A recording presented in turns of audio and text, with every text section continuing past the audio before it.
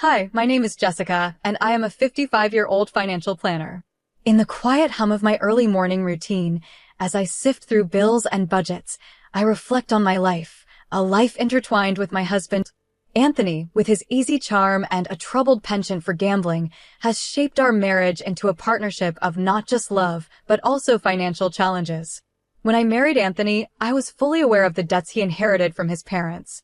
Anthony's father, Mr. Jacob, who is 70 years old, and his mother, Emma, who is 66, have always been reckless with money, a trait they unfortunately passed on to their son.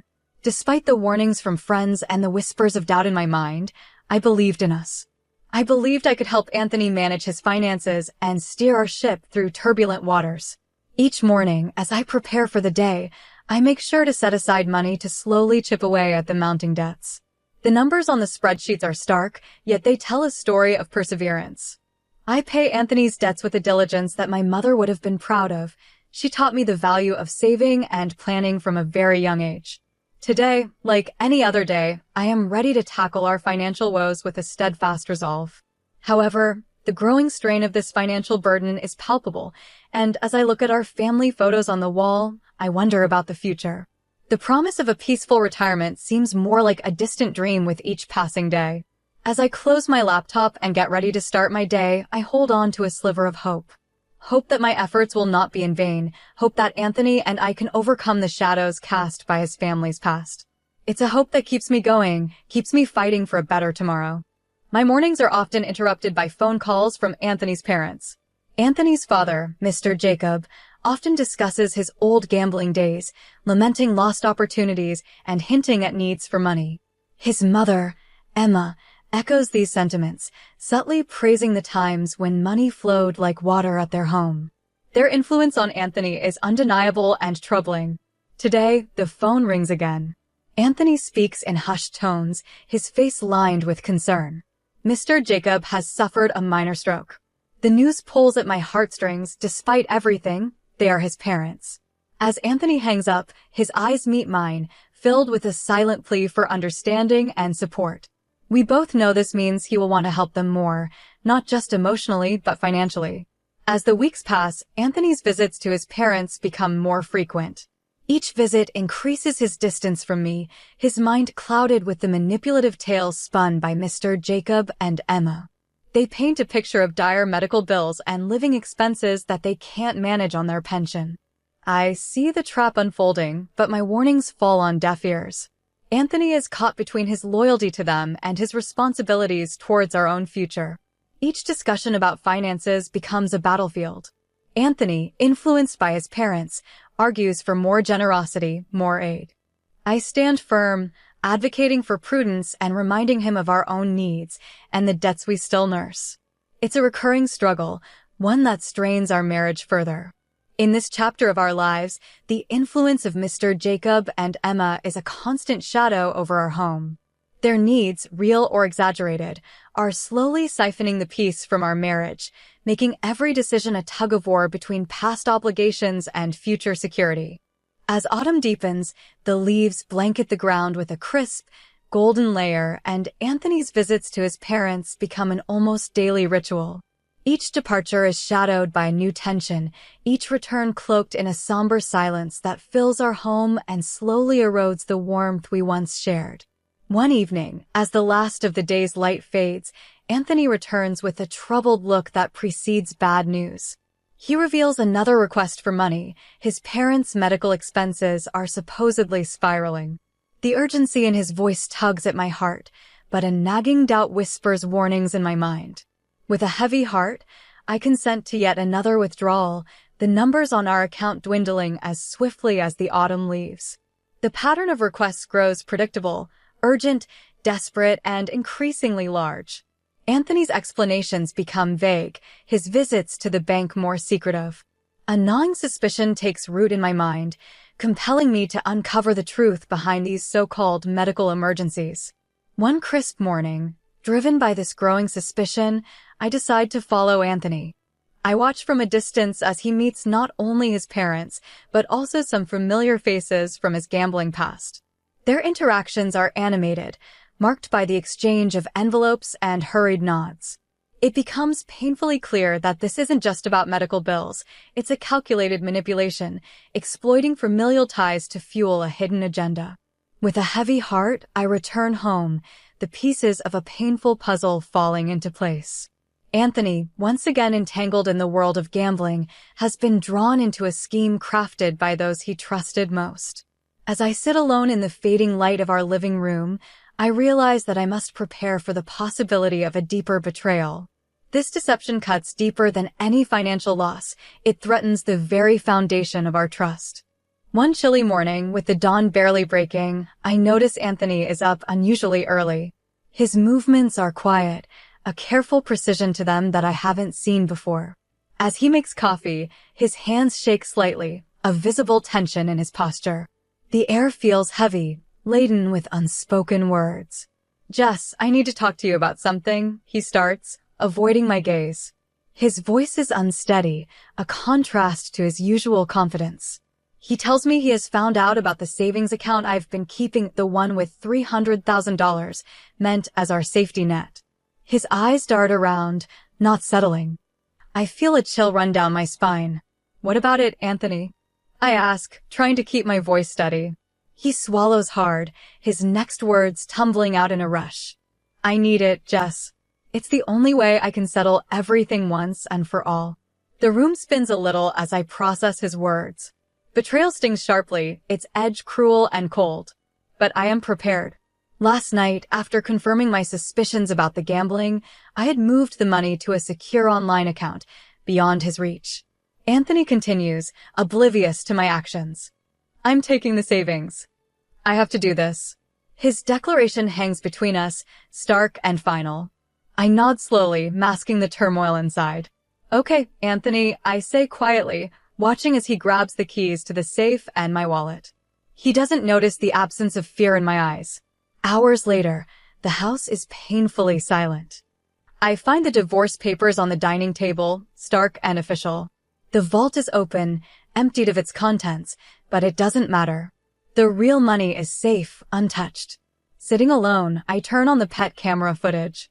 There, on the screen, Anthony and his parents sift through the papers and empty boxes, their faces a mix of confusion and frustration. They don't understand. They didn't anticipate this move. As the sun rises higher, casting light on the remnants of a life I thought I knew, I feel a strange relief. The betrayal, though painful, has not defeated me. It has freed me to start anew, without the chains of deceit that had unknowingly bound me for too long. The morning sun casts a soft glow across the room, its light a stark contrast to the turmoil inside me. I sit quietly at the kitchen table, the remnants of Anthony's betrayal laid out in front of me, the empty safe, his missing wallet, the cold, official divorce papers. But amidst the chaos, I hold on to a secret that anchors my resolve. Hours earlier, Anthony had revealed his intention to leave, believing he could take our life savings with him. He didn't know that I had already moved the $300,000 to an inaccessible online account. The vault he thought contained our future was empty, a fitting metaphor for the shell our marriage had become. As he left, I remained composed, a silent observer to the unraveling of a life we built together. Now alone, I activate the pet camera I had installed, not out of mistrust, but as a precaution to keep an eye on our home while at work. The screen flickers to life, showing me the scene of Anthony and his parents discovering the reality of their plan, the vault, barren, and echoing their shock and disbelief. Their faces, captured in the grainy footage, shift from confusion to frustration. They search every corner of the safe, unable to comprehend the emptiness. Unseen, I watch, the bitter satisfaction mingling with the ache of betrayal. They had not only underestimated my foresight, but also my resolve. Now, with the truth laid bare and the future uncertain, I take the first steps toward independence. The legal groundwork for the divorce is straightforward, the evidence of his attempt at theft irrefutable. As I gather the documents and file the necessary reports, I feel the weight of the past years begin to lift. The betrayal intended to break me has instead freed me. As I watch the morning light grow brighter, illuminating paths once shadowed by doubt and deceit, I prepare to walk forward alone, stronger and unburdened by the weight of unshared secrets and broken promises. The house is quiet, a stark reminder of the void Anthony's departure has left. But within the silence, there's a newfound clarity, a resolve to reclaim what's rightfully mine, not just financially, but in spirit and dignity as well. I spend the morning at the lawyer's office, the crisp sound of pages turning as we review the divorce papers. With each signature, I sever another tie to Anthony. The evidence of his theft is laid out meticulously: copies of bank statements, the empty safe, and the video footage from the pet camera. It's all undeniable, and my lawyer assures me the case for divorce and claims for emotional distress is strong. After the meeting, I drive back home, the route familiar yet different, as if I'm seeing it all for the first time as a new woman. I pull into the driveway, feeling the weight of the wedding ring on my finger. With a decisive motion, I slide it off. It's heavy in my palm, laden with memories and broken promises. At home, I begin the process of rearranging my life. Financial documents are reorganized, personal accounts secured, and new investments planned. Each action is a step towards independence, a declaration of my ability to survive and thrive on my own terms.